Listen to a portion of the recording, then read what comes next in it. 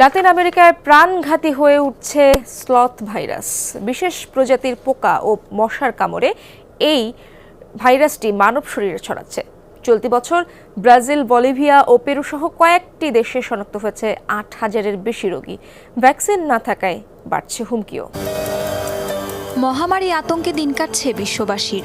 দক্ষিণ আফ্রিকার এমপক্স, যুক্তরাষ্ট্রের ট্রিপল-ই ভাইরাসের পর এবার আলোচনা হচ্ছে রহস্যময়ী ভাইরাসজনিত রোগ অরোপসিকে নিয়ে, যার আরেক নাম স্লথ ভাইরাস। পূর্বে দক্ষিণ আফ্রিকার অ্যামাজন বেসিনে ছিল স্লথ ভাইরাসের বিস্তার, তবে ২০২৩ সাল থেকে রূপ পাল্টেছে স্লথ ভাইরাস। জিনগত পরিবর্তনের মাধ্যমে হয়ে উঠেছে আরও শক্তিশালী। অ্যামাজন বেসিনের গণ্ডি পেরিয়ে ছড়িয়েছে নতুন নতুন এলাকায়। চলতি বছরের প্রথম ৬ মাসে ৮,০০০-এর বেশি স্লথ ভাইরাস আক্রান্তের রেকর্ড করেছে বিশ্ব স্বাস্থ্য সংস্থা WHO।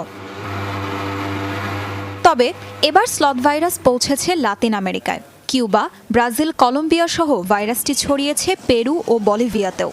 স্লথ ভাইরাসে আক্রান্ত ২ ব্রাজিলিয়ানের মৃত্যুর মাধ্যমে ভাইরাসের নামের আগে যোগ হয়েছে প্রাণঘাতী বিশেষণটি।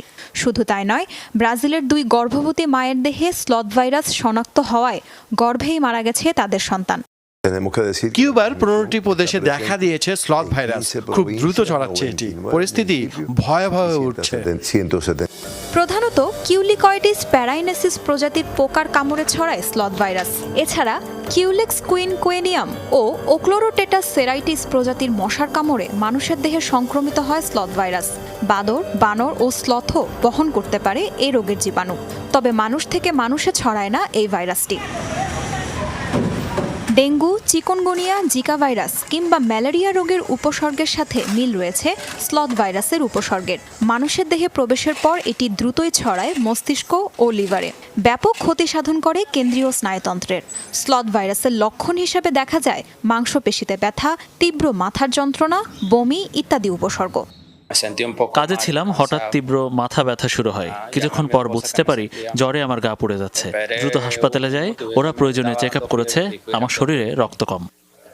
স্লথ ভাইরাসের সংক্রমণ রোধে দরকার ভ্যাকসিন, কিন্তু এখনও এই রোগের প্রতিষেধক হিসেবে কোনো ভ্যাকসিন নেই। গবেষকরা বলছেন ভাইরাসটি নিয়ে আরও বিস্তর গবেষণারও প্রয়োজন। দ্রুত ভ্যাকসিন তৈরি করতে না পারলে বাড়বে মৃত্যুর সংখ্যা।